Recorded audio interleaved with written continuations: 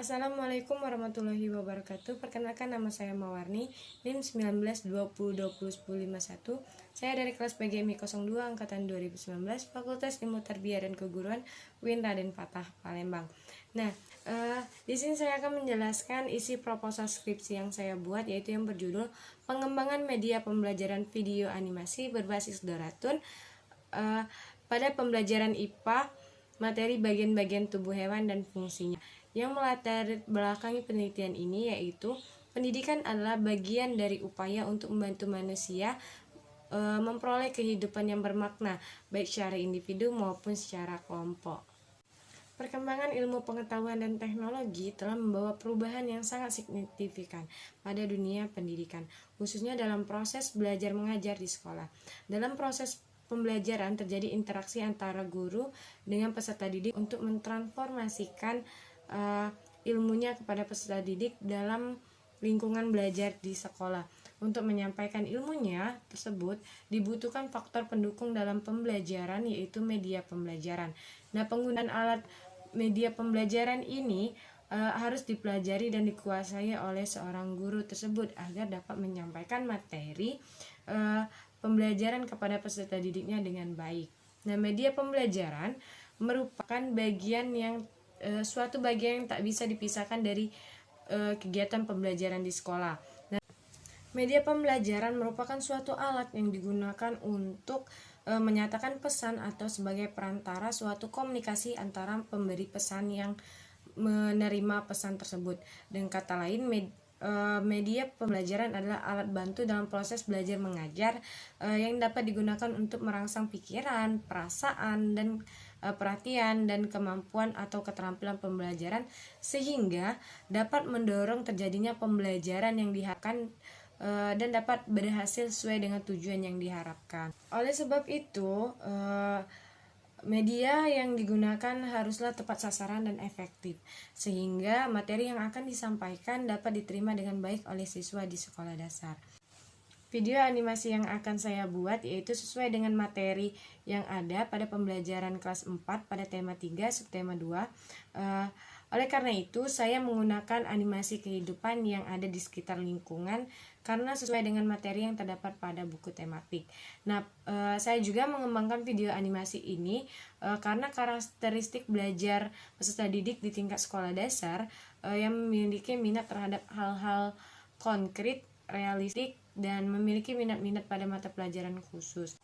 Pada media pembelajaran video animasi disajikan dengan karakter yang bisa bergerak, didesain dengan warna-warni menarik yang banyak disukai oleh peserta didik tingkat SD maupun MI. Nah, tujuan dari pengembangan video animasi pembelajaran ini yaitu agar peserta didik lebih senang, lebih tertarik, lebih bersemangat, dan lebih memahami materi yang sedang dipelajari. Nah, alasan saya meneliti menggunakan video animasi berbasis Doratun ini sebagai media pembelajaran karena Doratun memiliki keunggulan, yaitu videonya dapat menyampaikan sebuah materi, bagaimana terjadinya sesuatu dan penyajian yang menarik, serta mempermudah peserta didik untuk memahami isi dari materi yang sedang dijelaskan, dan juga dapat membuat kegiatan belajar menjadi lebih hidup sehingga membuat siswa tidak merasa bosan.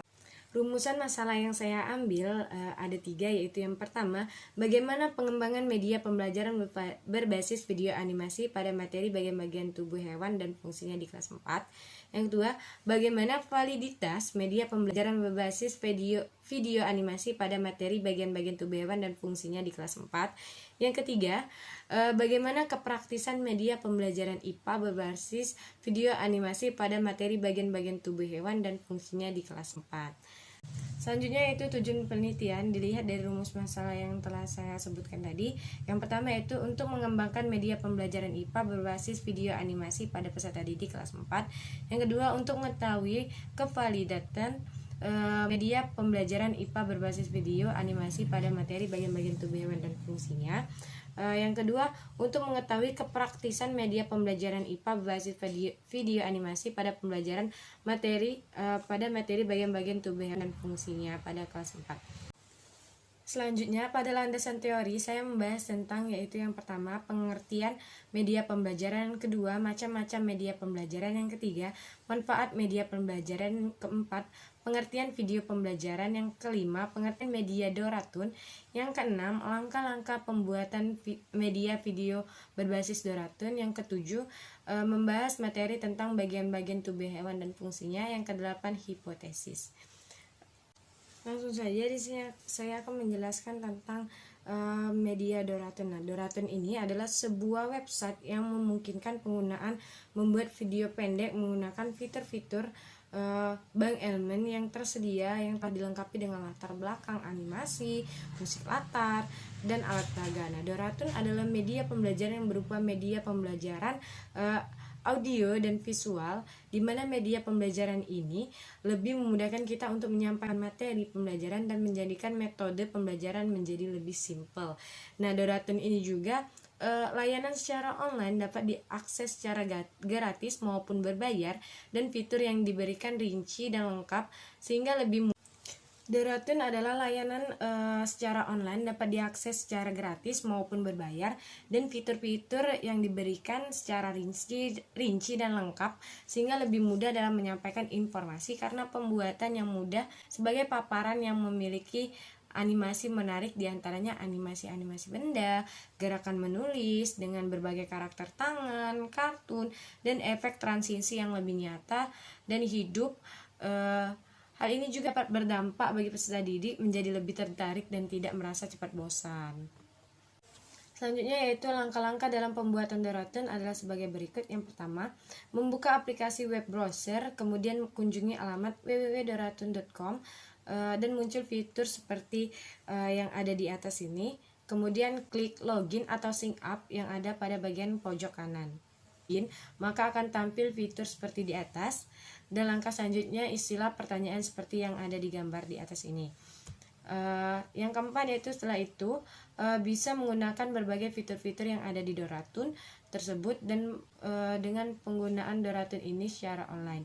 Setelah pembuatan video berlangsung, kemudian pilih bagian anime yang ingin digunakan, kemudian mulailah membuat video sesuai dengan yang diinginkan. Selanjutnya yaitu metode penelitian. Yang pertama yaitu jenis penelitian ini menggunakan pengembangan.